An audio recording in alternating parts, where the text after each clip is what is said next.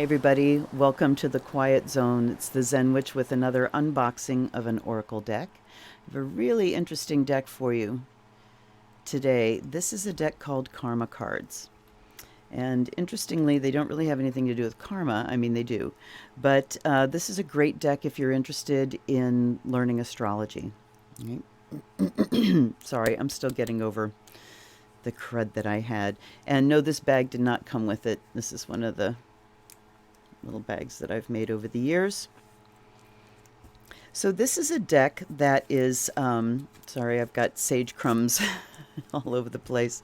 I think that was like the first and last time that I put sage inside my bags that my decks are in, because you get crumbs everywhere.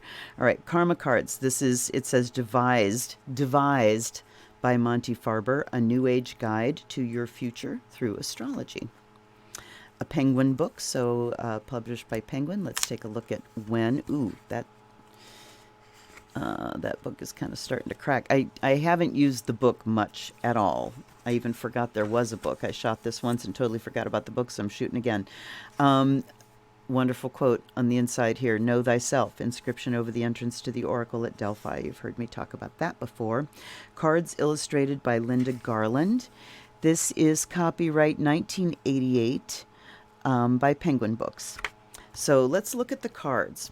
Right off the bat, we have a different and interesting arrangement. So you see on the back, this says houses, and then there's a group that says signs, and then there's a group that says planets. So in astrology, we have several different pieces, and the three main pieces are the planets, the signs, and the houses. The planets are like the verbs. They're the actors. They are the energies at work. Then you have the signs that the planets occupy, and those signs describe the energies. They modify the energies. And then you have the houses, and the houses represent the areas of activity, the arenas in which the energies are operating. So let's separate out the planets, and there's 12 of each. So there are 10 bodies that we work with in astrology. 9 of them are planets, 1 of them is a star. So how we come up with 12 is they also include the north and south node. The north node and the south node are not planets. They are points in space. And the points are, you have the ecliptic, which is the path that the sun takes and the path of our equator out into space. And that is the belt that the sun moves through, and the signs are all situated on that belt and provide the backdrop for the sun and the planets. The moon does not travel on that same plane. So all of our planets travel on that same plane. If you take the equator on the Earth and make it a plane and project it out into space, all of the planets occupy that same plane, except for our moon, which kind of goes this way, and it's sort of, the moon's orbit shifts back and forth.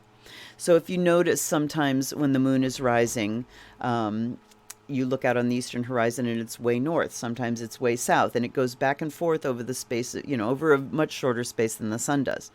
The point at which the moon crosses the ecliptic, or the path of the sun, is the node. And the north node is the place where the moon passes. The opposite end of that is the south node. And what it represents, the north node represents your karmic way forward in this life. It's the untrodden path, so to speak, the way that you have not gone. The south node represents, here's the known path, here's the way that's familiar to me. And so it would be kind of like karmic repetition. The north node is your way, your path forward in this lifetime. So we have the planets, and we have the signs, and we have the houses. And they go in that order: a planet, in a sign, in a house. All right. Now you notice there's a pink side and a blue side, or a red, orange, and then a blue side. And each of these has 3 lines. The 3 lines represent the physical. It says SMP, so the physical, the mental, and the spiritual. The red versus the blue, the red is more like an action to be taken. Here's what to do. Think of red, fire, active. The blue is more like the experience, what you're going to experience. It's the received. Okay. And then in each of these, and on both sides, we have the physical, mental, spiritual levels. And in each one of these little sections, you have a fragment of a sentence. Okay. On the planets, you have either an action or an experience, and then the sign colors that, and then the house gives you a context for it. So just to look right off the top here, Sun in Aries in the first house. Now, when we get to Aries in the first house, since Aries is the natural ruler of the first house, there's going to be a similarity between the energies of Aries and the energies of the first house. But let's just read across so you get an idea of how these work. On the physical level, it says, act like a leader, do it your own way, do it on your own. So if we go to a different house, just to get a different vibe, act like a leader, do it your own way, and get what you need would be the Taurus, or the second house. Okay. Mental, realize what you think you know about what you want. And the spiritual, demonstrate your willpower patiently. So you get these astrological sentences, and it's great practice if you're starting to delve into astrology, and if you have started to delve into astrology, you know that it is a bomb of information. There's so much to learn if you want to be able to actually read charts that are not your own with any degree of accuracy. It's just massively complicated. Shit tons of information, so many keywords, so many keywords. And all of it needs to be memorized and internalized so that when you look at a chart, you can meld everything together and synthesize it all. Because charts are not, each planet does not exist in isolation. And when you get a report of a chart, that's the problem, is you're looking at each thing in isolation. You're looking at one planet in a sign, in a house, and then it might show each of the aspects to other planets, each individually, but it can't take the chart as a whole and look and say, okay, this is going to predominate over this, and overall, here's what you're like. So anyway, I digress there. What these cards do is help you learn how to cobble together those astrological sentences. Now, if we look on the other end, Sun, and let's go to the Moon, and let's go to a different sign. Let's go to like Moon in, I don't know. But wait, before I do that, let me contrast it to the other side. So we had like these actions, act like a leader, do it your own way, and do it on your own, or get what you need. If we turn those over and we look at the blue side, we get things brought to life or light resulting from the honesty and strength of your resources. Let's go to a different sign in a different house here. So I realize I'm going back and forth. That's okay. I don't care. I don't care if you don't care. So things brought to life or light, or wait, yeah, that's the Sun. Resulting from the productivity of, that's in Taurus, who and what is around you is the third house. Mental, the Sun, the gaining of respect for or from. Taurus, the practicality of short-term thinking and trips, all right? The creation of resources to maintain your ideas. So it's kind of like, here's the action you take, here's what you receive from this. Let's do some other, just random. I am going to shuffle these. House, I don't know about, but I was thinking about looking at where some things are right now. Like Pluto. Let's look at Pluto in Capricorn. And we'll just pick a random house. Aries. Okay, there's Capricorn. Let's go for like the 10th house. Except that's going to repeat Capricorn. Nope, let's go for the 6th house. All right, so we have cards for Pluto in Capricorn in the 6th house. On the action end, the physical is do or die. That's Pluto, do or die, extremes. So right away you can get the vibe of the planet. Do or die, you must use the most businesslike way and do it a little at a time. So use the most businesslike way as Capricorn, and the sixth house is do it a little at a time. Mental, get to the heart of the day-to-day reality of serving. So Capricorn is day-to-day reality. It's eminently practical. It's getting from one place to another. Pluto is getting to the heart of the essence of the very foundation of something. And then the sixth house is service. So on the spiritual level, resurrect your goals as a full-time job. So you see that sixth house deals with work and how you work and what your job is, what your work ethic is. If we look at the receptive side of this, or the experience side, a power struggle resulting from the rules imposed by your work. That's a pretty succinct description. Some of these sentences will blow your mind a little bit. They just kind of, it's hard to work your way through. They're a little too complicated. But that one's really good. So Pluto representing a power struggle. Capricorn represents rules and limitations. And sixth house is work. So a power struggle resulting from the rules imposed by your work. Very simple. Mental level, an obsession with focusing on what is good for us. Let's go to a different house. Let's look at the fifth house. Let's go to the bottom again. Power struggle resulting from the rules imposed by your creations. Okay, that's a little bit harder to get to. Up at the top here, the need for control of dedication to achieve the power of love. All right, that's a little mind blower. The need for control of dedication to achieve.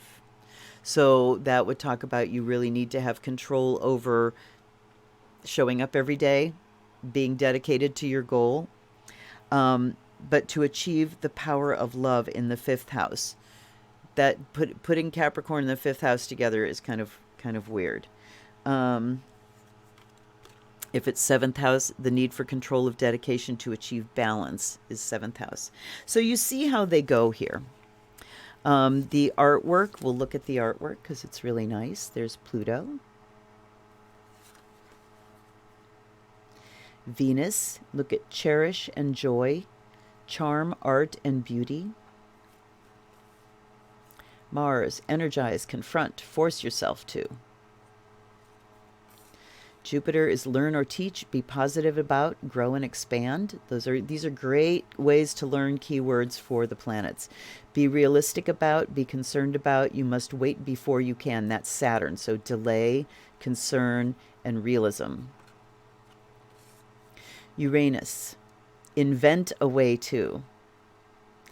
Be open to new ideas about, stir up the situation by using. So Uranus's energy is inventive. It's disruptive.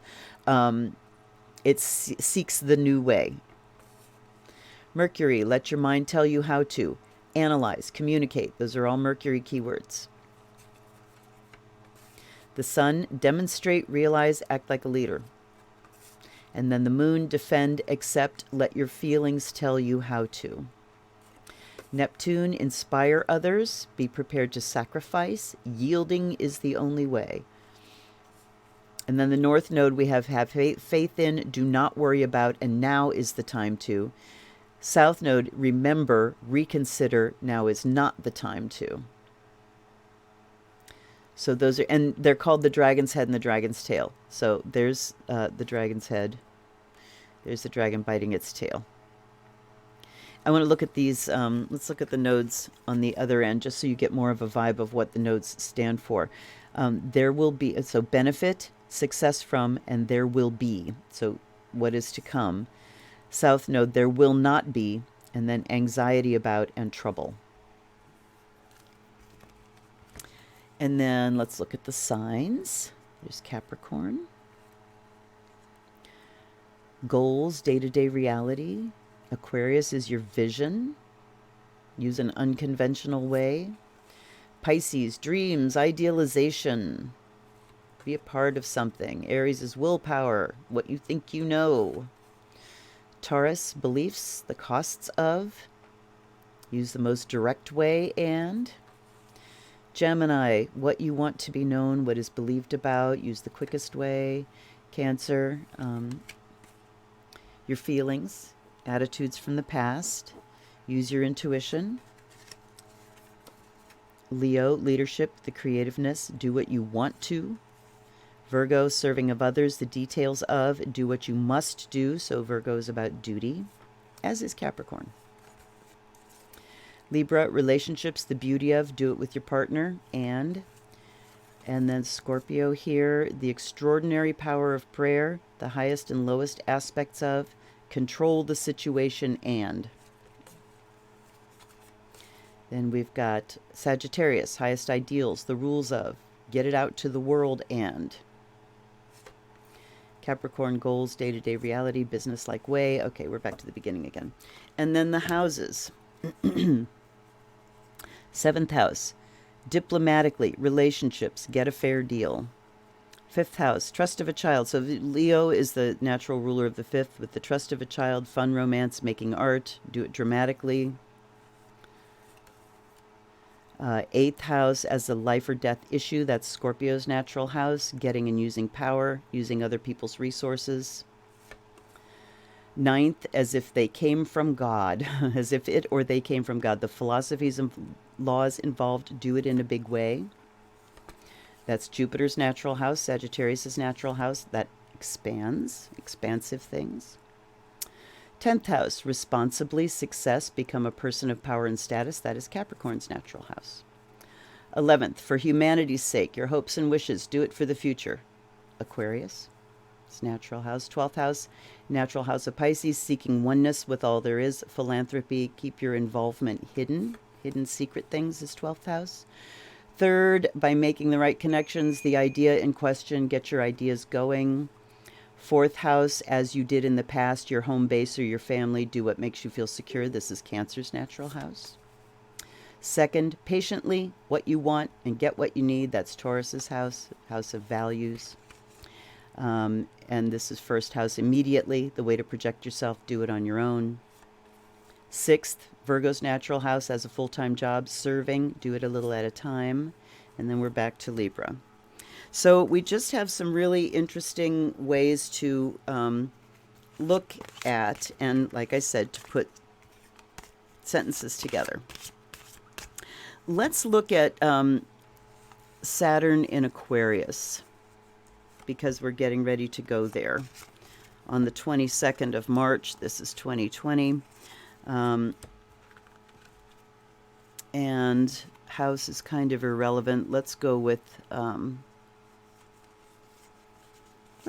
Aquarius's house. Why not? Let's just add a double Aquarius. No, you know what? I'm going to go with 2nd house, because the Aquarius or Uranus that is going to be ruling Saturn as it goes into Aquarius sits in Taurus. So we'll use Taurus's house just to bring in that Taurian vibe here.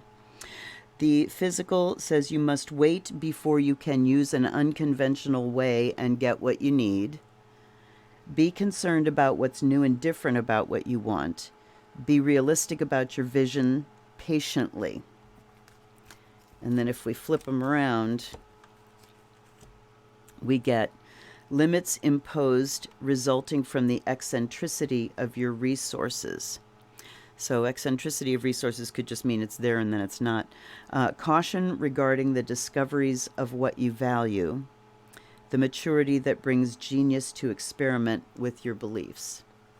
So just interesting. And like I said, some of them you get these long sentences that are just brain busters. I'm not going to try to put one together. Let's look at the book. So it goes through how to use the karma cards, the introduction, center yourself, visualize the situation. So you can use it as just a divinatory deck. I've not really used it that way. I've used it going through like my own chart and looking at where transits are and what house they're sitting in for me.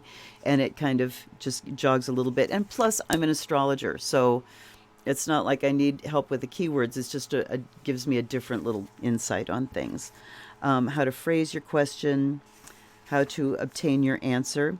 So when you're using it as a divination system like that, there are the questions of what should I do about, and then you read the red-orange side, and then the questions about what can I expect from, and then you can get, or what kind of result will there be, and then you can read the other side.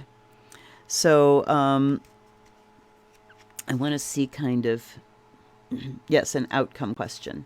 So an action question is the red, orange, and then the outcome questions on the other side.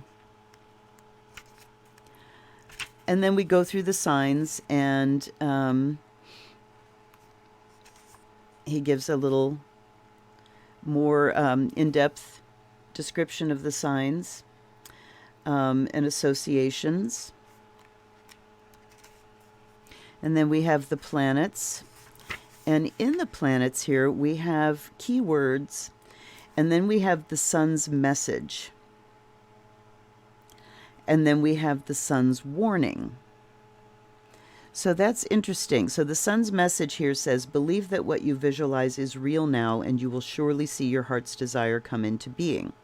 The sun's warning, even the greatest ruler has to listen to the advice of others. An unrestrained ego can do more damage to you and your creations than any enemy can. That is true. Moon's message, identify with the other person, and you will understand both of your situations in the deepest, most helpful way possible. The moon's warning, nurturing, should produce strong, independent individuals with minds of their own, not carbon copies of the nurturer. Interesting. Let's look. Okay. What? We go Sun, Moon, Mars, Mercury, or Venus, Mercury.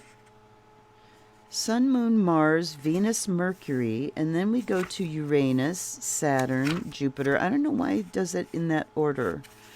Very strange. Further meanings of the planets. I hope they trigger a response. That seems to be kind of random, why they're in that order. So Uranus's message, life is the most exciting when it is fresh, new, and unpredictable. Keep newness in your life, or else I will be forced to use the power of your resistance to shatter your complacency. Oh. Uranus is warning, all that is old is not bad, nor is all that is new good. Revolution for revolution's sake is a waste on all levels. I would agree with that. And this is the kind of pitfall for Aquarians, or those that have a really prominent Uranus in their chart, is just trashing things for the sake of something new, whether or not that thing was useful. And let's look at Saturn's message here. If you are to accomplish the goals you have set for yourself in this life, then you must concentrate and not act on the whim of the moment. I may even reward you for the skills and endurance you develop, but you must wait. Saturn's warning is, if you resist my tests and do not discipline yourself with rules, limits, and restrictions of your own design, then I will do it myself. Without patience, hard work, and discipline, nothing worthwhile can come. So yeah, it's got some interesting things there. Interesting keywords, historical information about planets. I want to see what they say about the nodes here. The North Node symbol looks like headphones and represents the big green light. If you think that it also looks like a lucky horseshoe, you're right. When it comes up in the karma cards, you can breathe easily. You're doing what you should be doing, and everything's going to work out if you continue your present plan of action, even if you've been doing nothing. The South Node symbol looks like the headphones worn under the chin and represents the big red light. When it comes up in karma cards, stop, look, listen, and remember. Some astrologers say that the South Node represents bad karma, but that is a limited and fairly negative view. Karma is not only bad things happening to you because of what you've done. Karma is also the work that you have decided you must do in order to feel good about yourself.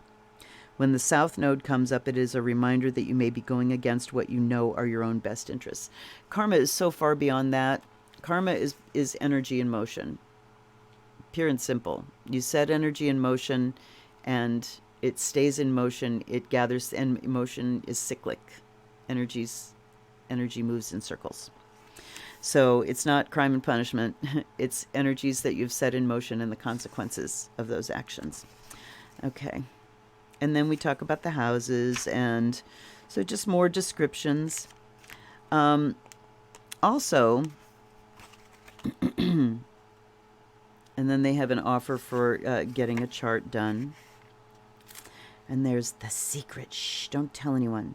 This is only for dedicated karma card students like yourself who have read through the advanced meanings of the sign, planets, and houses. Your patience and knowledge is going to be rewarded because guess what? The karma cards can answer yes and no questions.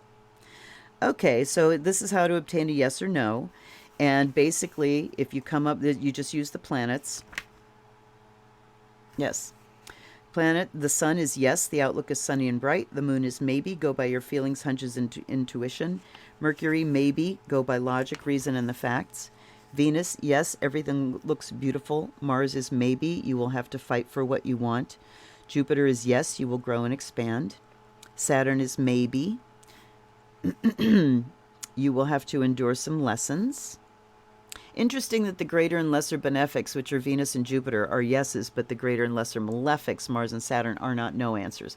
I would imagine Mars and especially Saturn would be no.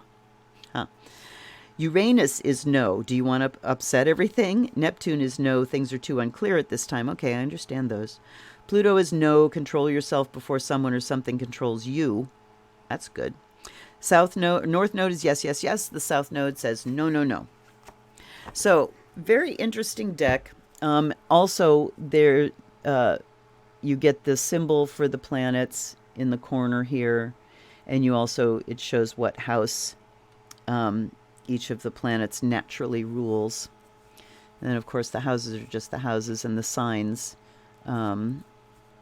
It does show the house. There's like a little pie slice there that will show the house that planet naturally rules. Come on, you can do it. There. All right, that was fourth house. So anyhow, karma cards. Fun, interesting, quick way to get answers, quick way to do a reading, and a really good way to polish up your astrological sentence skills. So that was way longer than I thought it was going to be. Wow. Okay, sorry about that. Didn't mean for it to be so long. I appreciate you hanging out with me. As always, please like and subscribe, share things around. You will notice I am starting to put up more videos with rituals and some readings and stuff. So stick with me as I evolve and my channel evolves and expands, and I'm really glad that you're here with me. Please comment on my videos. I am small enough now that I can answer everybody that comments on things, and I love to engage with you. So again, everybody be well, be safe. Hope you enjoyed this. I'll see you next time. This is the Zen Witch. Blessed be.